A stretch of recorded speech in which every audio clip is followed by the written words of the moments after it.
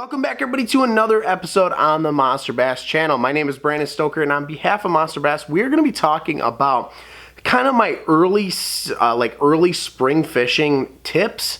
But not only tips, we're going to go through some of my favorite early spring bass fishing lures to use. So before we jump into today's episode, guys, if you like this type of content, tips, tricks, out on the water stuff, make sure you guys like this video and subscribe to the Monster Bass channel, because we are doing it all here on the channel, releasing out new content for you guys to see. So if you haven't already, like I said, like this video, subscribe to the channel, hit the little bell notification so you never miss when we upload a new video. Also guys, before we jump into it, I run a channel myself called Wisconsin Wildman. That'll be linked down below in the description, guys, and I do a ton of bass fishing out on the water stuff, tips and tricks stuff, a bunch of different outdoor stuff on the water. So if you love seeing out on the water content, please go ahead, click that link down below, take you over to the channel, and consider subscribing to that channel. So like I said, guys, enough of me yakking. We're going to be talking about early spring fishing tips, and not only tips but lures, because I'm trying to think of like the best way to go through it. And a lot of times I was just going to do tips, but then when we go into tips, people want to know about lures and things like that. So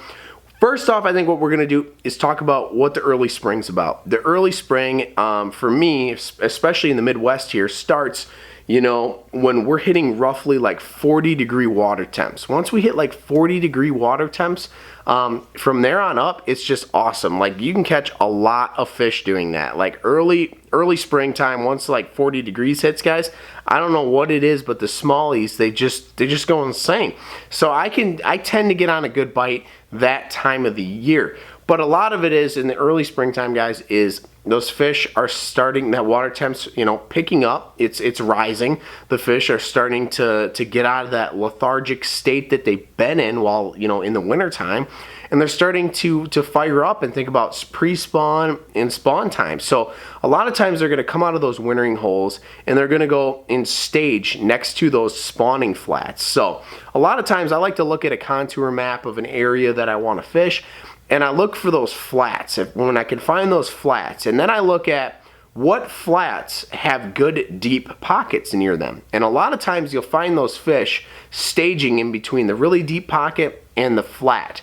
A lot of times you'll find them there in that low 40-degree water temp. Then as the water temp rises, you're gonna basically follow those fish from where they've been staging up onto those flats, and that's where they're going to be. So, you know, a lot of times early springtime, I don't really do a lot of fishing for the most part. I just sit there and stare at contour maps of what lakes, what rivers I'm going to fish, and I just pinpoint those spots, and it eliminates a lot of running around on the water. You pretty much kind of know exactly where you want to fish. So that's kind of how I break down the early spring, and that's the biggest tip I can give you guys, is look for contour maps and try to eliminate a lot of water. Like, you can eliminate probably 90% of the water before you even go fish. And then you got that other 10% where you're actually out on the water, you know, fishing those spots and trying to find the most productive ones. But early spring, like I said, they're getting out of that wintering stage where they're really lethargic, and they're starting to move up towards spawning flats, stage near them, and things like that. That kind of breaks down early spring, in my opinion. It's not as tough as what people think it is. It's really not. You just got to put in a little bit of homework, and I think you could figure it out. Now, when it's really cold, when it's 40 degrees, now this is where we're going to kind of tie in the lure stuff, because as the water temp rises, so does kind of what I'm doing on the water. So when we're at 40 degrees, like it's 40 degrees, 40 to 45 degrees. At 40 degrees, guys, I'm pretty much just going to be throwing a Ned Rig. So if you guys have never seen a Ned Rig is just this like 16th ounce to 8th ounce little Ned head jig here. And all you're doing is throwing on, basically it looks like a Senko. Like 3 to 4 inch Senko deal that just comes out to here. Basically that's it. 40-degree water temp, guys, I'm throwing the Ned Rig. Usually a 16th ounce or an 8th ounce. That's all the heavier I go for the most part.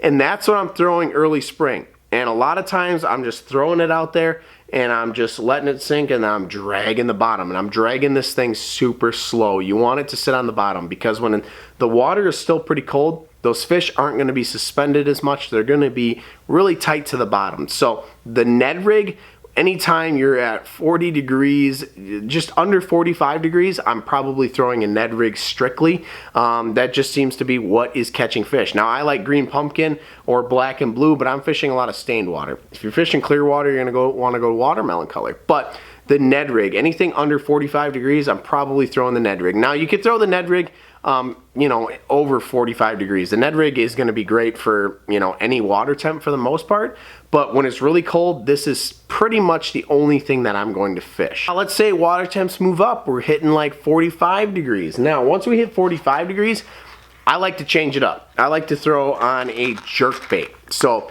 I have one of the Monster Bass jerkbaits here conveniently, and a jerkbait is like 45 degrees, guys. A jerkbait is excellent. Now with the jerkbait, guys, it's a great early season technique. Now you can use this even when it's 40, you know, the water temp's really low, but I found once you hit 45 degrees that the jerkbait really excels. It seems like once you hit 45 degrees, the fish want to start chasing a little bit more.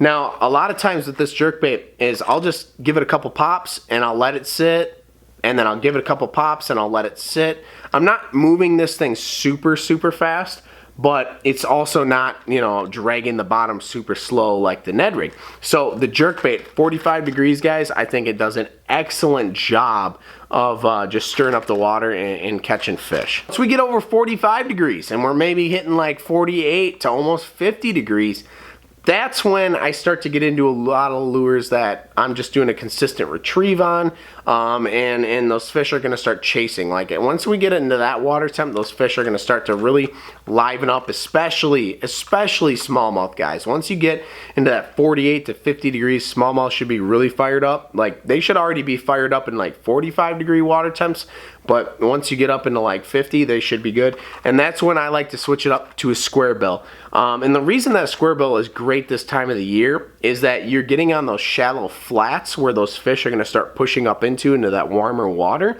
and there's not a lot of vegetation around yet. So you can rip a square bill through, especially around rock, guys. And I love red. Red in the early springtime is absolute killer for a square bill. But like I said, once you get into that closer to like 48 to 50 degree water temp, those fish are really going to start chasing. So I'd highly recommend throwing on a square bill. And one of my all-time favorites, guys, to throw early springtime once we hit 50 degrees and more is going to be a swim jig. I just love a swim jig, especially with a paddle tail on there. But one thing I will say, guys, in the early springtime that I do is I will switch out this paddle tail trailer for a crawfish style trailer in the early spring. I don't know why. It just seems that that little bit smaller presentation seems to do well. I throw a 1/4 ounce swim jig. That's generally what I'm throwing. I'd say like 98% of the time I throw a 1/4 ounce. I don't throw anything heavier or anything lighter. 1/4 ounce with a trailer on there. You can cast it plenty far. I think it's super versatile. But a swim jig is perfect, guys. Those fish, once you get over 50 degrees, they're fired up and ready to rock and roll. You could throw a lot of different things. But I just really like a swim jig. I think it just looks really good. It just does really well in the early spring for myself. So anytime we're getting over that, 50 degrees, that's when I'm gonna start, incorporating this into the mix for sure. You guys have it. Those are some early spring fishing tips. Like I said, guys, put in the homework. Look around, look at that contour map. Make sure you guys are pinpointing those high percentage areas.